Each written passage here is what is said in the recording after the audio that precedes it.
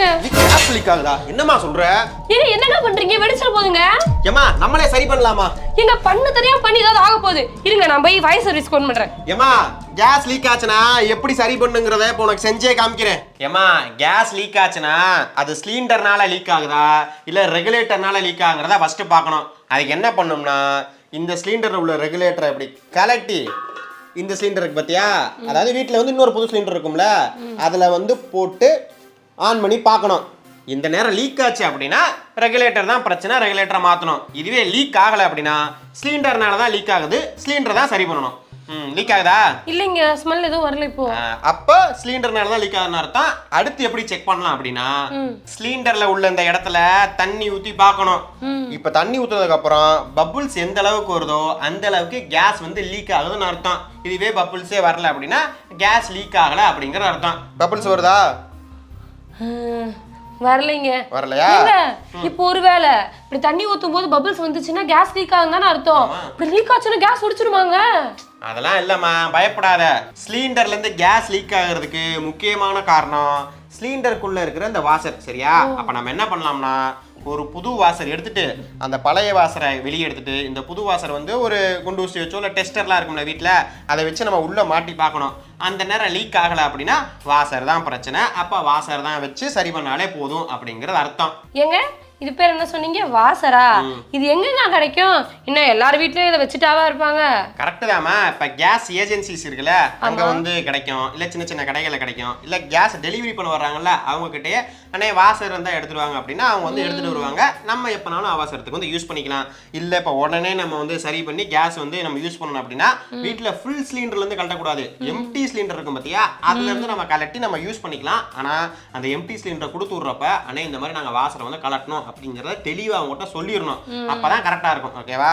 பொதுவாகவே இப்போ cylinder delivery பண்ண வர்றவங்க வாசர் வந்து கரெக்டாக இருக்கா, கேஸ் வந்து லீக் ஆகாத எல்லாமே செக் பண்ணி பார்த்துட்டு தான் நம்ம வீட்டில் வந்து டெலிவரி பண்ணிட்டு போவாங்க.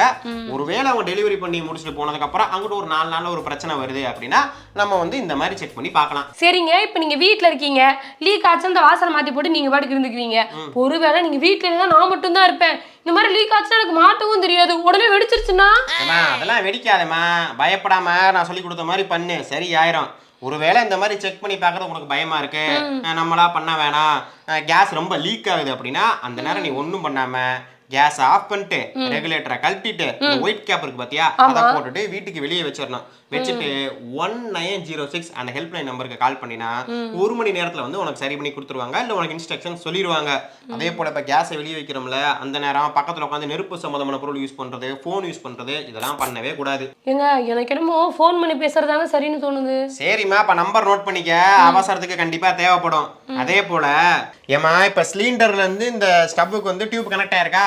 இப்போ நம்ம வீட்டில் வந்து டியூப் வெளியே தான் இருக்குது, பிரச்சனை இல்லை. ஆனால் சில வீட்டில் பார்த்தீங்கன்னா ஒரு செவுரில் ஓட்டை போட்டு அதே வழியாக விட்டுருப்பாங்க, அதனால பிரச்சனை கிடையாது. ஆனால் எந்த இடத்துல பிரச்சனை வரணும்னா அந்த ஓட்டையில் வந்து இந்த தூசி பூச்சி இந்த மாதிரி ஆளுக்குன்னு சொல்லி ஏகப்பட்டது இருக்கும். நம்ம டியூபை வந்து கலட்டிட்டு மறுபடியும் கனெக்ட் பண்ணுறப்ப அந்த ஓட்டை வழியாக தான் விடுவோமா, அப்போ அதில் பார்த்தீங்கன்னா அந்த தூசி ஈஸ்லாம் டியூப்பில் ஒட்டிக்கும். அப்போ அதோட ஸ்டவ்வில் மாட்டினோடனே கேஸ் ஆன் பண்ணோடனே கேஸ் உள்ளே போகிறப்ப அந்த அழுக்கும் சேர்த்து உள்ளே போகும். இதனால ஸ்டவ் வந்து ஸ்லோவாக எரிய ஆரம்பிச்சிடும். அதனால நம்ம கனெக்ட் பண்றப்ப நல்லா தொடச்சிட்டு அந்த மாதிரி தான் போடணும். அதே போல இப்ப வந்து இது வந்து சரியா மாட்டல, இல்ல டியூப்ல கிராக் இருக்கு அப்படின்னா அந்த நேரமும் கேஸ் வந்து லீக் ஆக வாய்ப்பு இருக்கு. ஸோ டியூப் வந்து கரெக்டா பாத்துக்கணும். முக்கியமா இந்த அலுமினியம் கேப் போட்டுட்டோம்னா சேஃப்டியா வச்சுக்கலாம். ஏங்க எப்படியோ ஒரு வழியா கேஸ் லீக் ஆகிறது எப்படி கண்டுபிடிக்கலாம்னு சொல்லி கொடுத்துட்டீங்க. இதெல்லாம் தெரியாம தான் எல்லாரும் வெடிச்சிருக்குங்க கேஸ். சும்மா வெடிச்சிருக்குன்னு கேஸ்லாம் வெடிக்காதுமா.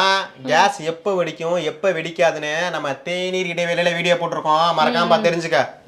நான் தாங்க போட்டேன். சரி, அதே போல இப்ப நம்ம யூஸ் பண்ற இந்த ஸ்டவ், இந்த டியூப், அப்புறம் உள்ள இருக்க இந்த ரெகுலேட்டர் இதெல்லாம் இருக்குல்ல, இதெல்லாம் வந்து குவாலிட்டியா வாங்கி யூஸ் பண்ணணும். சும்மா காசு கம்மியா இருக்குன்னு வாங்கி யூஸ் பண்ணக்கூடாது. அதுவும் அந்த வீடியோல சொல்லிருக்கீங்க. சரிம்மா, சமைக்கிற வேலையை பாரு, பசிக்குது. ஏங்க என்னங்க புது பழக்கமா இருக்கு, என்ன சமைக்க சொல்றீங்க? சரி நானே சமைக்கிறேன், இந்த வெங்காயத்தையாச்சும் உரிச்சு கொடுமா. அப்படி தன்மையா சொல்லுங்க. ஆமா எனக்கு என்ன ஸ்பெஷல்? சமைச்சு கொண்டு வரேன் பார். தின்னா பசி அடங்குமா, இல்லையா தின்ன தின்ன பசி எடுக்குமா?